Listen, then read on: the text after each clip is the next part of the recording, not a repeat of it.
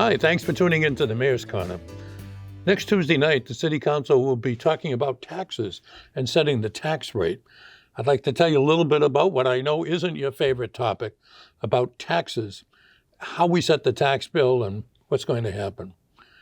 Now, the tax bill, your tax bill, is a function of how much we spend as a city and residential real estate values. And on that front, residential real estate values, there's good news and there's bad news. The good news is that house values are soaring here in Haverhill. All residential real estate together is up 24%. Incredible. Single-family residential homes are up an average of 18%. These numbers are easily the biggest increase in house values in modern history, at least in the time that I've been mayor and time that I was on the city council. Now, that's good news and that's bad news. The good news is that Haverhill is booming.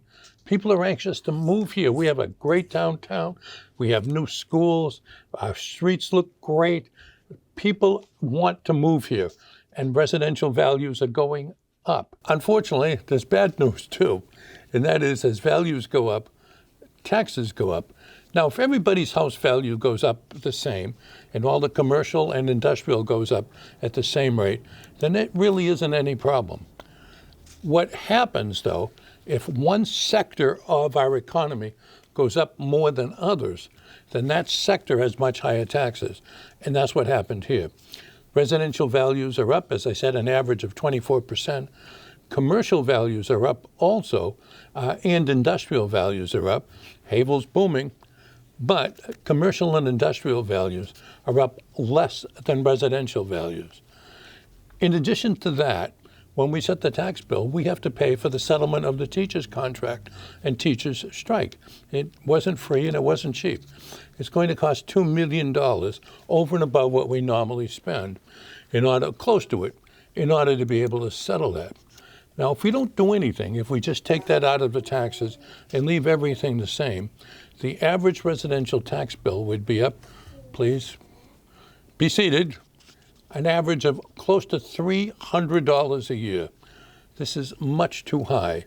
Much too high for me. It's just not acceptable, and it's much higher than we traditionally have to raise taxes. Believe me, we wish we didn't have to raise them at all. So in order to keep this at a more reasonable level, I'm going to be proposing two things to the City Council. The first is we've built up reserves over the years. Reserves are necessary for rainy days and when things happen.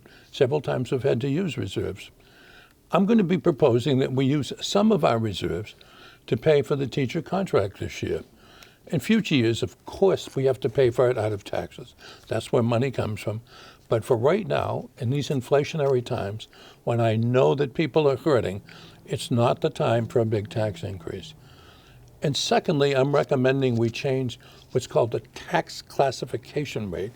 The tax classification rate is how we divide up the tax pie between business, industry, and residents. It doesn't give us any more money, but it's how we divide it up.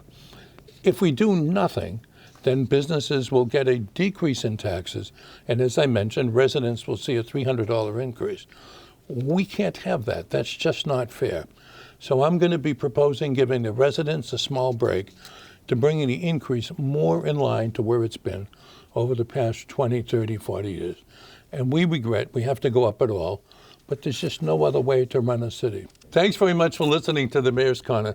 I'm going to be back in a week, and I'm going to talk to you then about the Constantino School project, the most important project going on in the city right now, and how we can do it without asking you for another tax increase. But let's hold on that till next week. In the meantime, thanks for listening to the Mayor's Corner.